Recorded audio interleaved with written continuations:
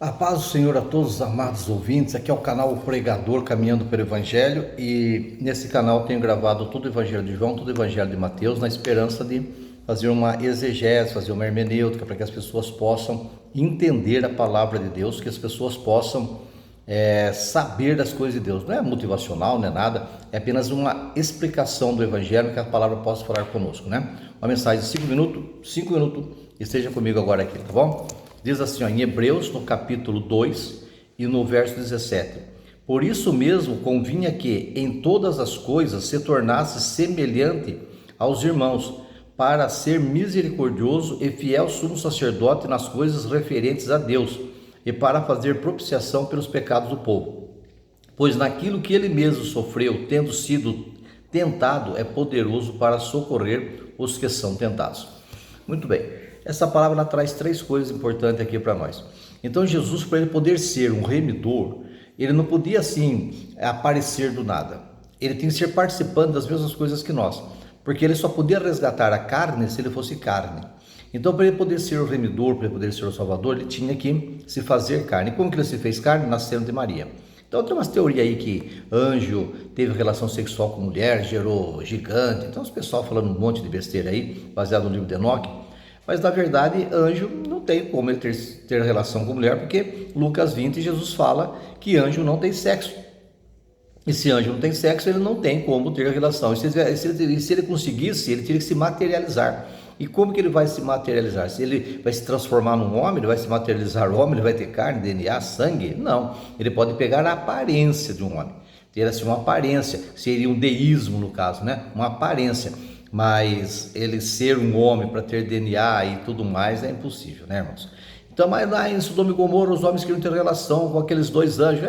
Eles tinham uma aparência de homem, mas se cortassem eles, sairia sangue? Será? Claro que não.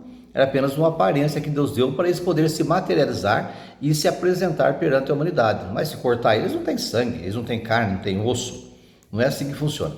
Mas Jesus não, para ele poder ser um sumo sacerdote diante de Deus, para ele poder oferecer um sacrifício perfeito diante de Deus, nas coisas celestes, ele tinha que oferecer sangue. Moisés ofereceu sangue de bodes e de animais. Moisés ofereceu isso. Agora Jesus está oferecendo o seu próprio sangue, não mais para encobrir o pecado, mas para aniquilar, terminar o pecado. E fala assim, por isso mesmo convinha que ele em todas as coisas se tornasse semelhante aos irmãos, carne, sangue, nascesse igual ao ser humano. Para quê? Para ser misericordioso. Misericordioso por quê? Porque dele foi carne igual eu, ele sabe minhas fraquezas, ele sabe minhas tentações, ele sabe naquilo que eu sou propenso, ele sofreu tentação igual eu, tanto do homem, da carne, da humanidade, como do diabo, como eu. Então ele pode ser misericordioso, porque ele passou pelo que eu passei. Então anima-te, e fala aqui, e fiel sumo sacerdote nas coisas referentes a Deus. Então ele é um fiel sumo sacerdote, ele está diante de Deus hoje, Jesus diante de Deus hoje, ele é um sacerdote, as suas roupas são de sacerdote. Então ele, como sacerdote, ele intercede diante de Deus. O diabo nos acusa e Jesus nos defende, ele advoga o nosso favor, ele é nosso advogado diante de Deus, um sumo sacerdote oferecendo contínuo sacrifício e súplica diante de Deus com respeito a nós. Então ele está trabalhando até hoje diante do Pai, falando, isso aí é meu filho, isso aí me aceitou, isso aí pertence ao meu corpo, pertence à minha igreja, certo? É isso que ele faz lá, para fazer propiciação pelos pecados do povo. Então ele é sacerdote diante de Deus, fazendo o quê? Propiciação pelo pecado. Então ele faz propiciação pelo sangue dele. Então quando você peca, o que você clama diante de Deus é pelo sangue de Cristo, que o sangue dele é propiciação. Então o sangue de Cristo não faz efeito sobre você, sobre eu, faz efeito sobre os olhos de Deus. Quando Deus olha para nós, ele olha através do sangue de Cristo, e ele nos vê santo, nos vê justificado, nos vê sarado, nos vê na filiação, na adoção, na imputação, tudo através do sangue de Cristo, que faz efeito nos olhos de Cristo. Somos remidos pelo sangue de Cristo, não porque o sangue está sobre mim, não que está sobre você, mas que está nos olhos de Deus. Então Deus olha para nós através do sangue de Cristo e nos considera santos, nos considera santos, justos, né? Então somos justificados, santificados, e para podermos ser herdeiros das coisas celestes. E fala aqui, olha, pois naquilo que ele mesmo sofreu, tendo sido também tentado, então ele é poderoso para socorrer os que também são tentados. Então por isso que ele teve que participar igual eu. Então ele, sendo igual eu na carne, ele pôde oferecer o seu corpo, ofereceu voluntariamente o seu corpo, a sua carne, em sacrifício diante de Deus. Então ele pode ser o remidor dos pecados. Então por que Jesus redime os nossos pecados? Porque ele não foi levado à morte pelas pessoas, ele se entregou à morte. Então ele foi um sacrifício. Ele não foi um ícone, ele não foi um herói que pegaram ele e sacrificaram ele. Ele se entregou à morte, ele se entregou porque ele não tinha pecado, mas ele se entregou. Então, em cima do seu pecado, eu não quero dizer para você continuar sendo pecador, como eu luto todo dia contra o pecado, porque quem é de Deus não peca. Nós não temos uma vida condizente com o pecado, nós não temos uma vida levada no pecado, de forma alguma. Nós lutamos contra o pecado todo dia, mas somos pecadores e pecamos, nós pecamos, mas nós não temos uma vida entregue, levada ao pecado. Você está me entendendo? Nosso prazer não é o pecado, porque a glória do ímpio é a impiedade, mas a glória do justo é a justiça. Está entendendo? Aí que é o segredo. A glória do justo é a justiça, a glória do ímpio é a impiedade.